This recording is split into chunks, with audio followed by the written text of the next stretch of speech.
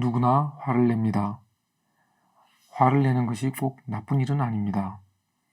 화는 우리 자신을 방어하기 위한 본능적인 대응이기 때문입니다.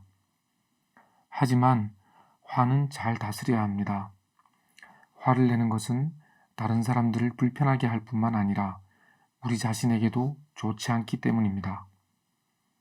화를 내면 우리 몸 안에 분노의 호르몬이라고 하는 노르아드레날린이 분비가 됩니다. 생명의 신비 호르몬이라는 책을 쓴 데무라 히로시의 말에 따르면 노르아드레날린의 독성은 자연계의 독 중에 보고와 뱀의 독담으로 강력하다고 합니다. 이 호르몬은 우리가 스스로를 지킬 수 있도록 용기와 활력을 줍니다. 하지만 독성을 갖고 있기 때문에 자주 쓰면 우리 자신을 해칠 수 있습니다. 어떤 분들은 화를 꾹꾹 참습니다. 화는 참는다고 사라지지 않습니다. 도리어 화를 참으면 병이 됩니다. 화병이 바로 그겁니다. 그러면 화를 내도 좋지 않고 화를 참아도 좋지 않다면 어떻게 해야 할까요? 화를 가라앉히는 마법 같은 주문을 알려드리겠습니다. 그게 뭐냐고요? 바로 그럴 수도입니다. 다른 사람들로 인해 화가 난다면 그럴 수도 있겠구나 하고 생각하는 겁니다. 그럴 수도는 화를 내게 하는 대상을 이해하는 주문입니다. 우리에게 화를 불러일으키는 대상은 주로 사람들입니다. 그럴 수도는 그 사람을 이해해보자는 겁니다. 예를 들어 차를 몰고 가는데 다른 차가 갑자기 끼어들면 깜짝 놀라게 됩니다. 뒤이어 화가 치밀어 오르지요.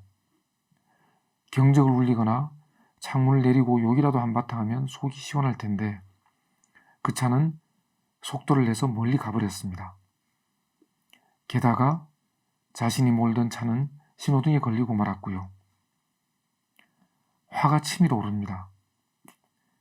이 화는 잘 사라지지도 않습니다. 운전을 할 때마다 이따금씩 그 차 생각이 납니다. 그 차와 비슷한 차만 바라봐도 다시 그때 일이 떠오릅니다. 화가 나지요. 이처럼 화를 제대로 해소하지 못하면 화는 끝까지 남아서 우리를 괴롭힙니다. 화가 날 때마다 우리 몸 안에 독성을 지닌 호르몬이 분비가 됩니다. 이때가 그럴 수도를 실천할 때입니다. 아, 그럴 수도 있겠구나. 그럴 수도는 화를 내게 만든 상대방을 이해하는 주문입니다. 내 앞에 끼어들어 꽁무니를 빼고 사라진 차를 운전하는 사람도 무언가 이유가 있었다고 이해하는 겁니다. 실제 바쁜 일이 있었을 수도 있겠지요. 약속에 늦었다거나 아니면 화장실이 급하거나 그것도 아니면 집안에 큰일이 생겼을 수도 있습니다. 길을 잘 몰라서 끼어들 수도 있었고요.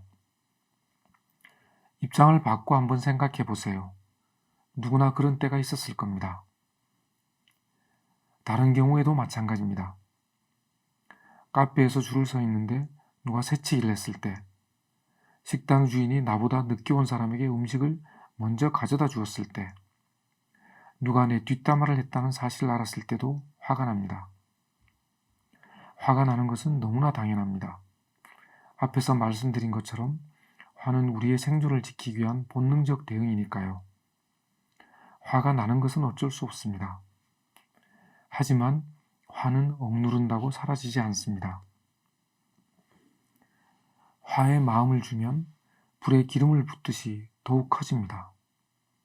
화를 억누르거나 화를 키우거나 모두 우리 자신을 해칠 수 있게 됩니다. 화는 생명력이 아주 강합니다. 아주 오랜 시간이 지나도 화를 내게 한 사람이 생각이 납니다. 그 사람과 관련이 있는 물건만 봐도 화가 치밀게 됩니다. 그렇지 않도록 하기 위해서는 그럴 수도라는 주문을 외워보세요. 아, 그럴 수도 있겠구나. 뭔가 사정이 있었겠구나. 이는 화의 원인이 된 사람이나 그 대상을 이해하게 해줍니다. 신기하게도 그럴 수도라는 주문을 외기 시작하면 화가 금세 가라앉습니다. 그리고 거짓말처럼 화를 내게 한 상황이 기억 속에서 사라집니다. 그 상황을 되새김질하면서 화를 되풀이하는 어리석은 일은 하지 않게 되는 것이지요. 여러분, 화가 날 때 그럴 수도라는 주문을 외워보세요. 마법이 일어납니다.